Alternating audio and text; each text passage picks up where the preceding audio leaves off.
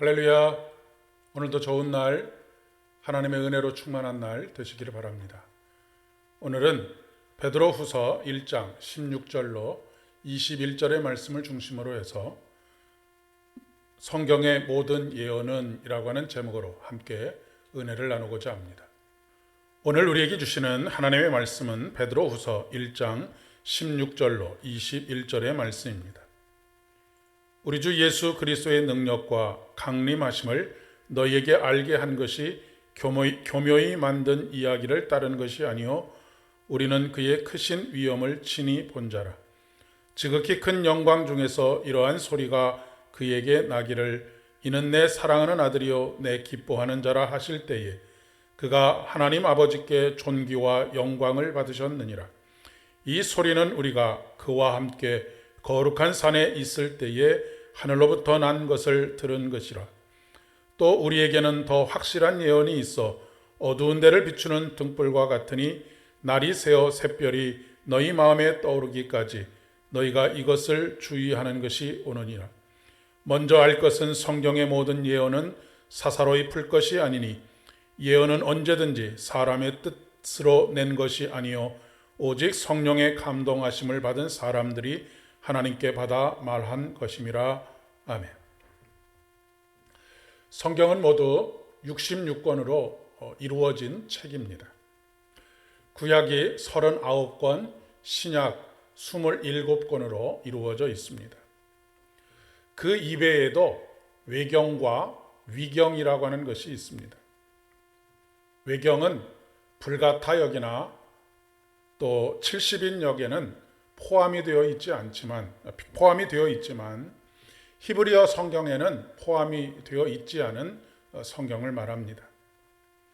동방교회하고 구교 즉 카톨릭 교회에서는 이것을 정경으로 받아들이고 있습니다. 그래서 구교와 함께 번역을 한 공동 번역에는 이 외경이 포함이 되어 있는 것이죠.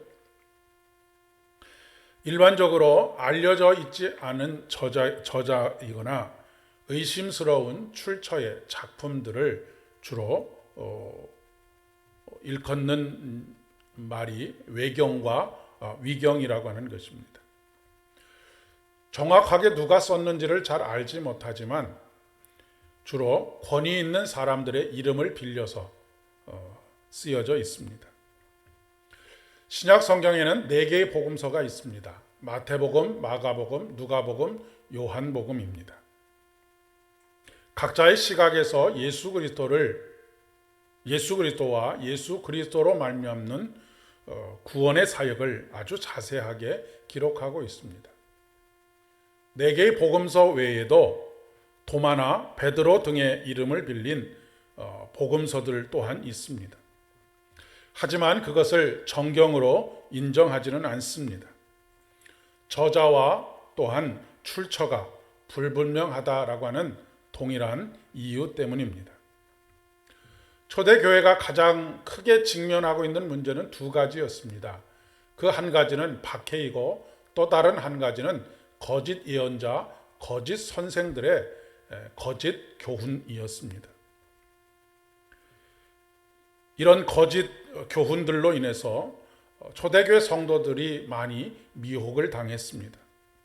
그들은 예수 그리스도의 부활과 재림에 대한 재림을 온갖 감언이설을 가지고 부인을 했습니다. 오랜 기다림에 지쳐있던 성도들의 마음, 그 마음을 교묘하게 파고들었던 것이지요. 사회가 어수선할수록 거짓 예언들, 거짓 교훈들이 판을 칩니다. 그 중에서 가장 심각한 것이 소위 내가복음서입니다. 우리가 보통 복음서를 4개, 즉 마태, 마가, 누가, 요한복음 이 4가지 복음서를 이야기하는데 그것을 짬뽕하고 나의 체험을 섞어서 그리고 나의 욕망을 그 안에 채워 넣어서 내가복음서를 만드는 것입니다. 분명 복음 이외에 새로운 계시가 없음에도 불구하고 소위 직통 계시를 받았다라고 하는 등 개인적인 신비 체험 같은 것들을 복음을 대신하거나 왜곡하는 일에 사용하는 것이죠. 내가 복음은 말씀에 대한 무지와 혹은 권위주의 그리고 탐욕이 짬뽕이 돼서 은혜라고 하는 그럴듯한 포장으로 이야기하는 것입니다. 내가 복음의 대표적인 것이 선악을 알게 하는 나무의 열매를 먹게 되면 너희가 결단코 죽지 아니하리라 라고 속삭이고 유혹했던 사단의 교훈입니다. 분명 하나님께서는 선악을 알게 하는 나무의 열매를 먹으면 내가 정령코 죽으리라 라고 말씀하셨는데 하나님처럼 될 수 있다라고 하는 인간의 욕망을 교묘하게 자극해서 그것을 따먹게 하기 위하여 너는 죽지 아니하리라 라고 거짓 교훈을 가르쳤던 것입니다. 이것은 단순히 이단과 사이비만의 문제가 아닙니다. 오늘날 교회 안에 있는 거짓 예언, 거짓 선생들이 더 심각한 문제입니다. 그 대표적인 사람이 목회자일 가능성이 굉장히 많습니다. 제가 말씀을 준비하면서도 늘 두렵고 떨리는 이유가 여기 있습니다. 두 번째는 기도 좀 한다는 사람들입니다. 세 번째는 말씀에 무지해서 그것을 있는 그대로 받아들이는 사람들입니다. 분명한 것은 성경의 모든 예언은 사사로이 풀 것이 아니니라고 그렇게 말씀하고 있습니다.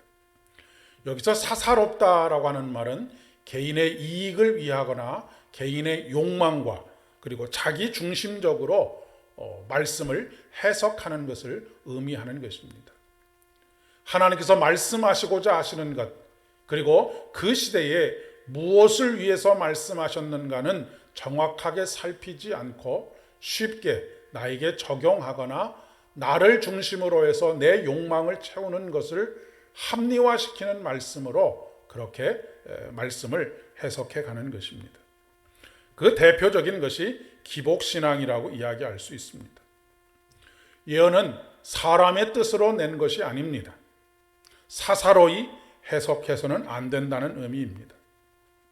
오직 성령의 감동하심을 받은 사람들이 하나님께 받아서 말한 것입니다.